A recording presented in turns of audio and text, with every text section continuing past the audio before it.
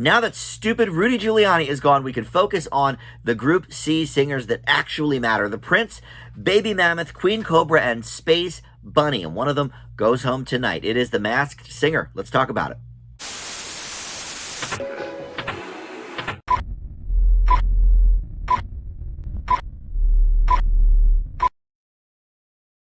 Hey guys, Dan here. This is Dan Reviews It, and welcome to my recap and reaction video to The Masked Singer. We are on the latest episode of Season 7, and we see Group C facing off against each other. The final 4 remaining here. One of them goes home tonight, and then next week, 2 will be eliminated, and then I guess we'll have the finals with the 3 remaining singers left. So I think we've got a real good hold on who is under these masks in Group C. I think between my thoughts from last week and you guys in the comments, I think I have all 4 people under these masks. I don't know the person under the one mask that got eliminated tonight, but if it's who I think it is, I guessed them last week, so that will be another one in the win column for me. But before we get into this video, I do want to welcome you into Dan Reviews It. We have a huge support group of commenters on the Masked Singer videos, so please comment below with your thoughts on who could be under these masks. I would love to hear from you, and that is how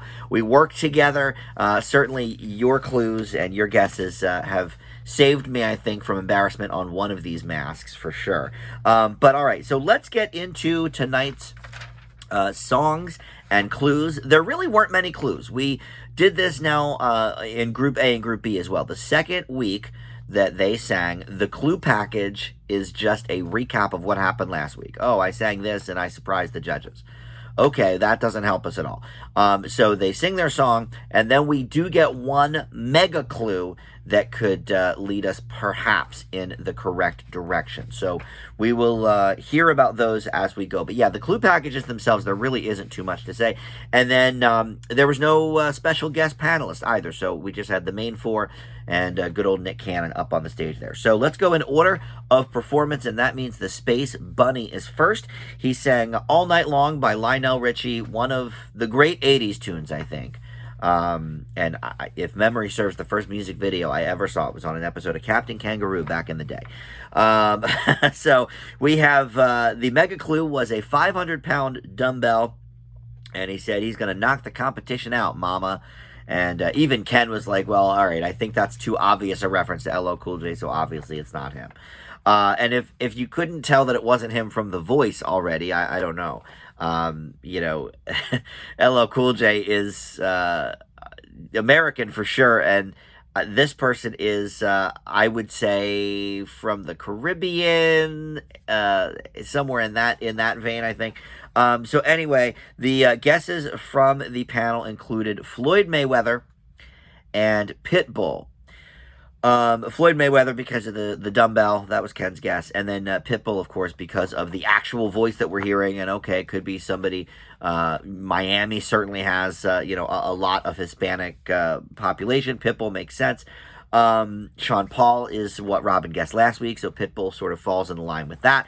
But I'm sticking with my guess from last week, and Nicole did say it last week. Nobody said it this week, but I still think that this is Shaggy under the mask, the wonderful Shaggy. You know, the voice is there for me, all of the clues. And one of the things I did not actually come up with a guess for, clue-wise last week, was the red hand paint, like on the Xerox. And that could be a clue to it wasn't me. You know, sort of a cop's, you know, fingerprint kind of thing or whatever. Oh, it wasn't me.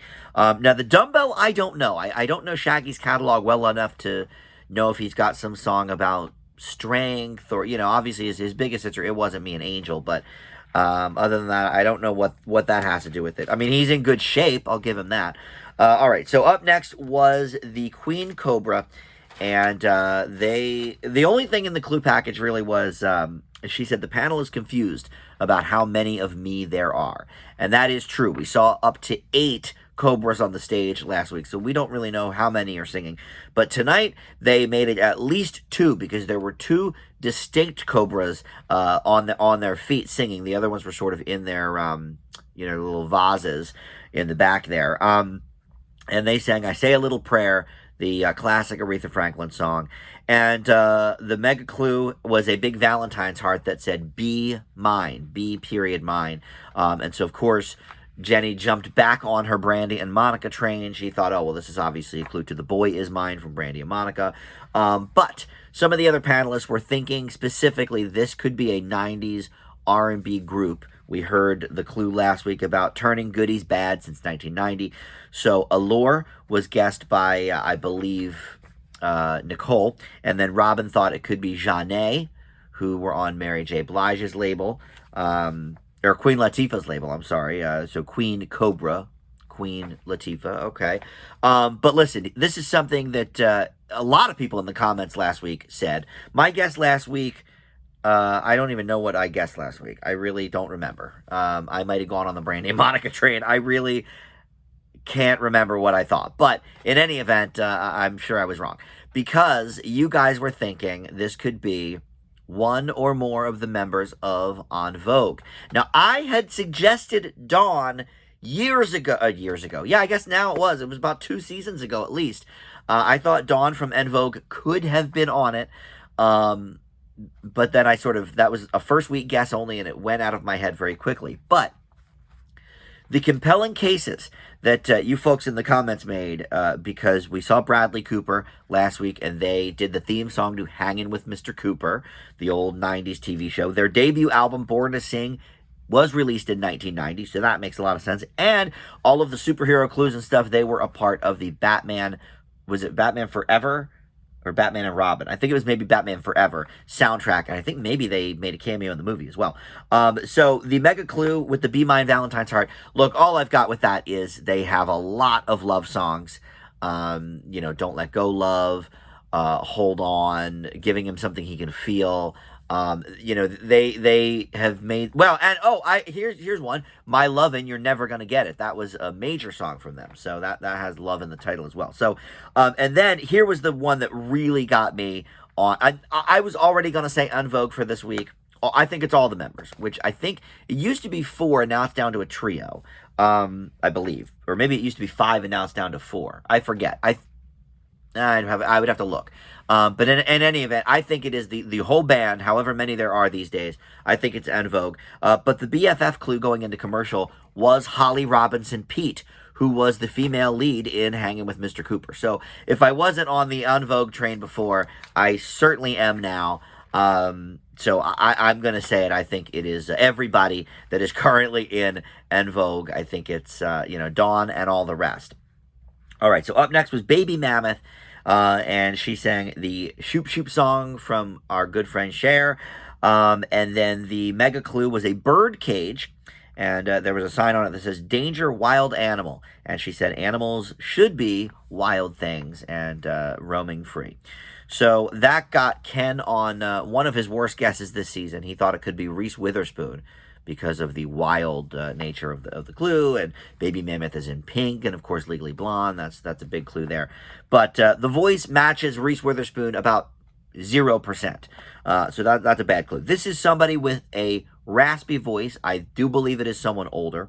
The other guesses from the panel included Melissa McCarthy, which I think we're still maybe skewing too young, but I will say the Baby Mammoth did like this little song number about herself, the Baby Mammoth song, after she performed, and she was out of breath.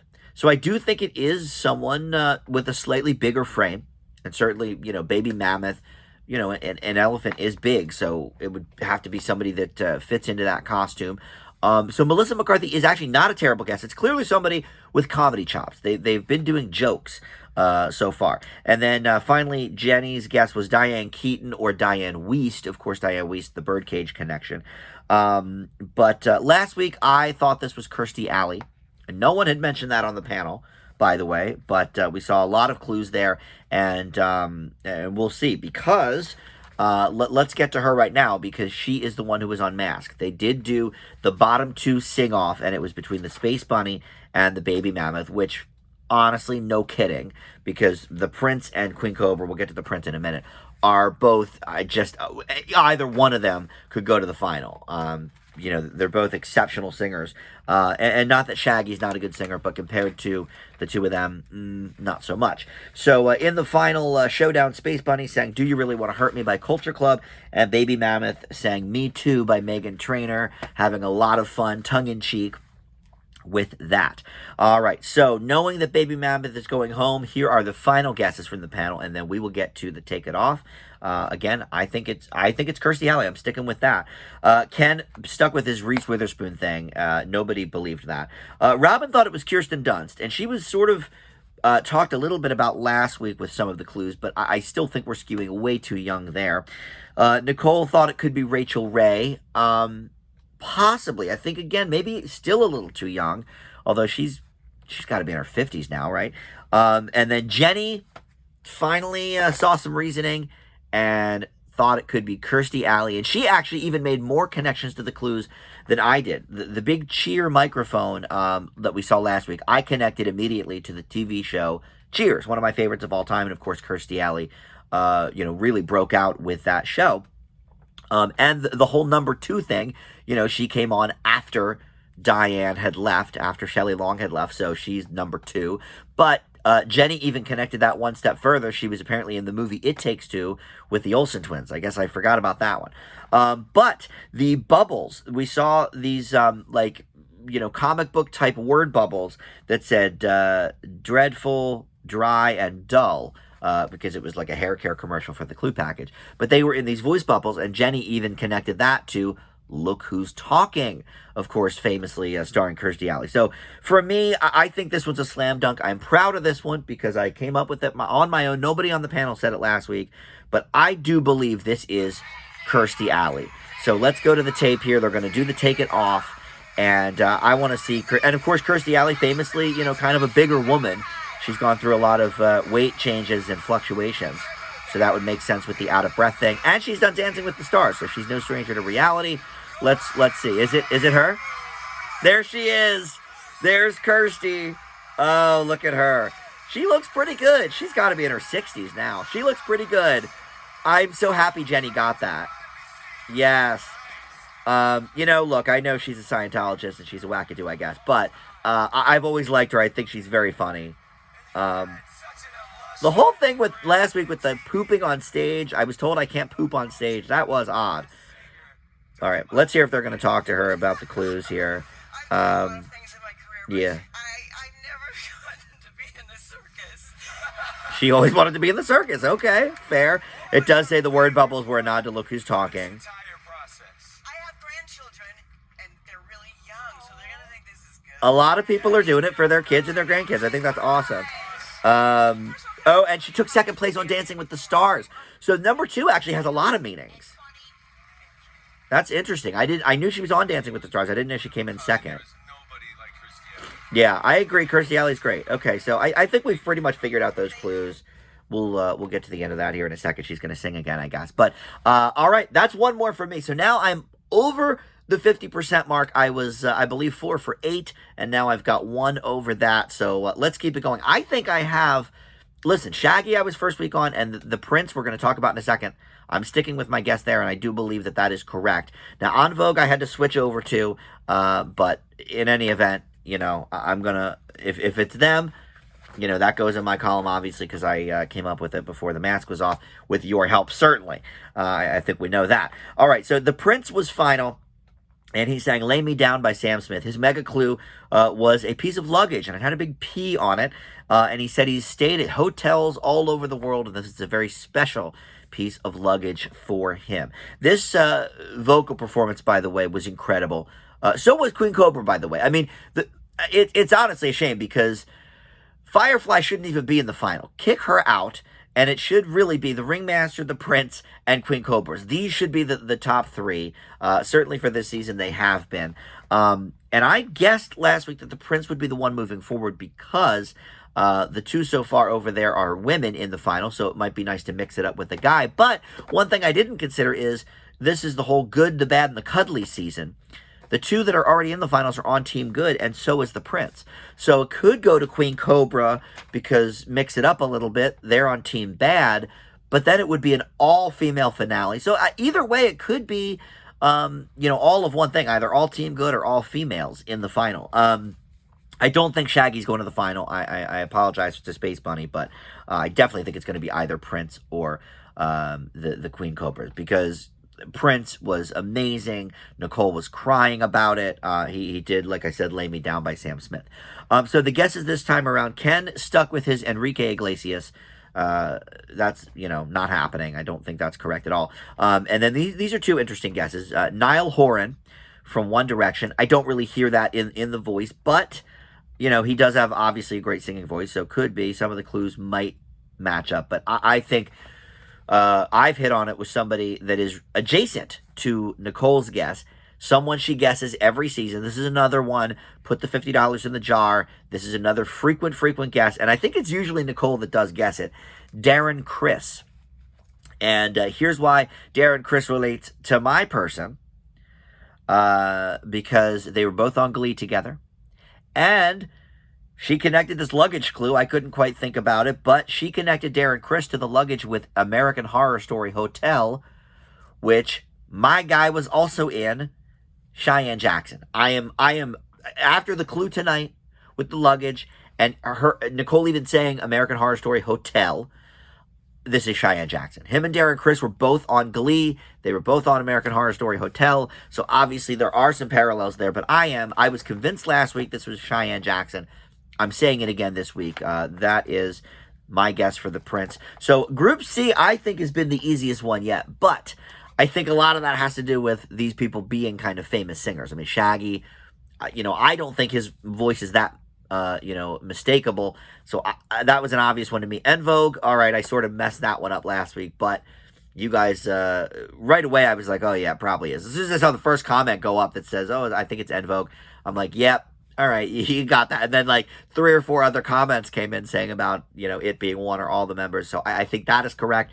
And then Cheyenne Jackson, maybe the voice isn't that unmistakable because we don't know him that well. But all of those clues last week, I was able to match up. One I didn't actually talk about that somebody mentioned in the comments, I think it was my buddy Thomas, said, hey, what about the teddy bear that they were throwing back and forth in that clue package last week? And I even connected that to Cheyenne Jackson. He one of his big breaks, or maybe his biggest break, was when he played Elvis in this Elvis musical on Broadway and singing many Elvis tunes, among them the song Teddy Bear. So, that all makes sense to me as well for Cheyenne Jackson. So next week we will get a double elimination, and I gotta say, I'm not sure. Last week I was pretty sure it was going to be the Prince going through to the final, but after that amazing performance of Say a Little Prayer, plus the mystery element of people not knowing how many of them are actually on the stage, I think will encourage them to be voted for.